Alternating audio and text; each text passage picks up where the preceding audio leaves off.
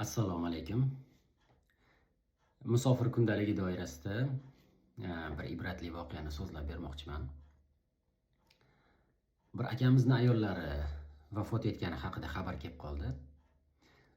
Keyin darrov o'sha yaqinlarimizga, do'stlarimizga qo'ng'iroq qildik. Kim qayerda, nima qilamiz, nima xizmat. Akamiz o'zlariga tusha olmadik. Keyin xabar topdikki, yonlarida shu Davron degan bir ukamiz bor edi. O'sha ukamizga telefon qildik. Davron aytdiki, akalar dedi, telefonim kunim bilan tinmayapti. Men shu yerdaman dedi.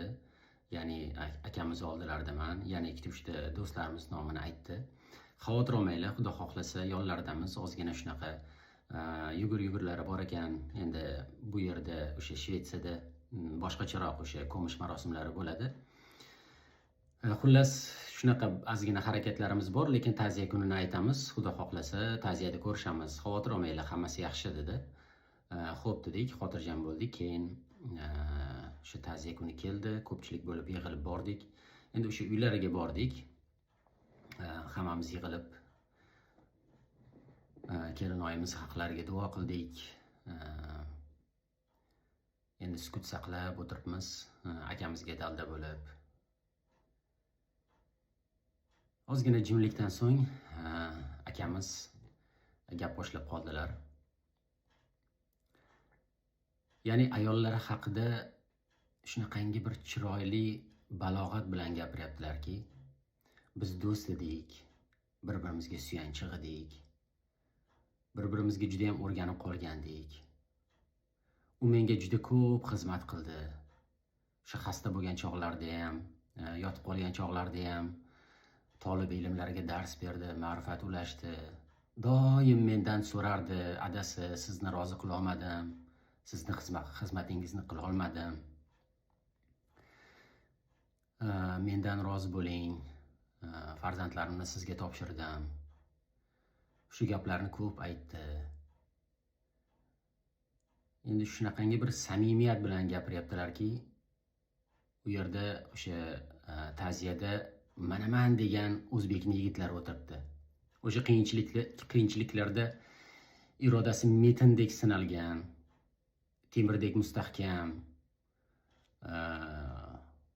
qani muammo, qani ish, o'sha vatandagi yaqinlariga bo'lgan mehrni, sog'inchni ham yengib, o'sha irodalari metindek sayqallashib ketgan erkaklarni ko'rsangiz, hammamiz sel bo'lib yig'ladik. Endi masalan, o'sha ta'ziyalarga boramiz, dafn marosimlariga boramiz. To'g'ri, marhumning yaqinlariga ta'ziya izhor qilamiz, hamdardlik bildiramiz, lekin to'la ma'noda o'sha marhumning yaqinlarini dardini anglamaymiz baribir, hammamiz tan olaylik. Lekin o'sha ta'ziyada juda ham qattiq ta'sirlandik. Aytib o'tganimdek, hammamiz yig'ladik. O'sha akamiz gapiryaptilar, o'sha payg'ambarimiz alayhisolatu vassalom, bilasizlar, Hadicha onamiz roziyallohu anhoni vafotlaridan keyin qanchalik ko'p sifatlarni eslab, yodlab yurganlar. Xuddi shu kabi akamiz ham kelinoyimizning sifatlarini aytyaptilar. Juda ham bir ta'sirli, juda ham bir samimiyat bilan gapiryaptilarki, bir erkakni marhuma ayoli haqidagi bu qadar samimiyati albatta barchamizga juda ham birdek ta'sir qildi. Keyin shu yonlarida adashmasam 3-4 yoshli chamasi o'g'illari bo'lsa kerak. Endi o'g'il bola sakrab, o'ynab yuribdi. O'g'illariga aytayaptilarki, bolajonim, yiqilib siz ham bizni iztirobga qo'ymang deyaptilar. Ana shu xonadondagi munosabat, insonlarning bir-biriga munosabati, otani farzandga, farzandni otaga yoki o'sha erkakni ayoliga bo'lgan munosabati barchamizga bir go'zal bir ibrat bo'ldi. Keyin janoza kuni tayinlandi, janozaga bordik. Juda ham tumonat odam, o'sha sovuq kunlarga to'g'ri kelgan ekan. Shunga qaramasdan nafaqat o'zbek vatandoshlarimiz, balki boshqa millat vakillari, o'sha akamizni mahalladoshlari, birga ishlagan hamkasblari, juda ham ko'p odam yig'ildi. Marosimni o'tkazdik, kelinoyimizni dafn etdik. Keyin o'sha akamizga dalda bo'lish uchun bir chekada turgandik, aytishdiki, farzandlari keldi deyishdi. Keyin sal yo'roqqa o'tdik. chamasi 10 yashar bo'lsa kerak, 10 yashar chamasi qizlari kelib endi kuzatib turibmiz. Sekin, asta, ohistalik bilan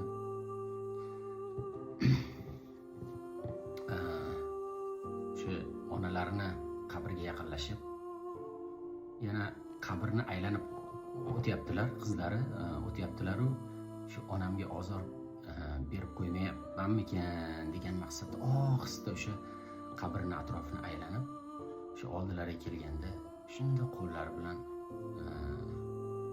qabrga qo'llarini qo'yib,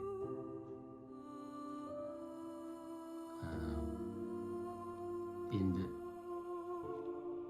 bu holatni men aytyapmanki, dardsiz faryod, unsiz faryod, dardsiz yig'lash qanaqa bo'ladi? O'sha qizaloqda shu butun shu narsa mujassamki, onasini qabriga qo'lini qo'yib uzoq tikilib turdi. Hammamiz ta'sirlandik.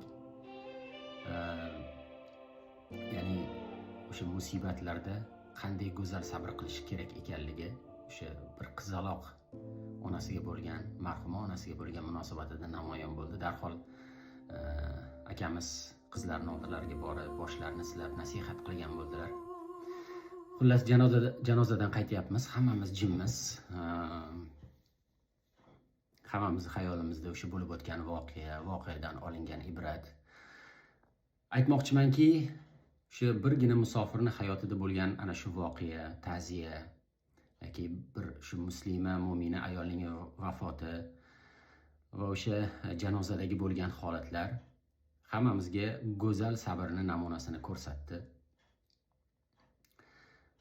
Bundan albatta xulosa nima deyilsa, mana shu tarbiya orqali, mana shu go'zal sabrni namoyon etish orqali shu akamizni xonadonlari, akamizni farzandlari, o'zlari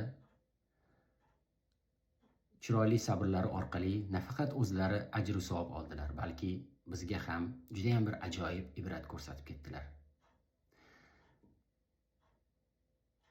Musofirlarning hayotida albatta ana shunday ibratli voqealar ko'p. Biz ham albatta qo'ldan kelgancha millatdoshlarimizni, vatandoshlarimizni hayotlarida bo'lgan ana shunday go'zal bir rivoyatlarni, sizlarga ibrat bo'lgudek rivoyatlarni taqdim etishga harakat qilaman. Bizni kuzatishda davom eting. Assalomu alaykum va rahmatullohi ta'ala va barakatuh.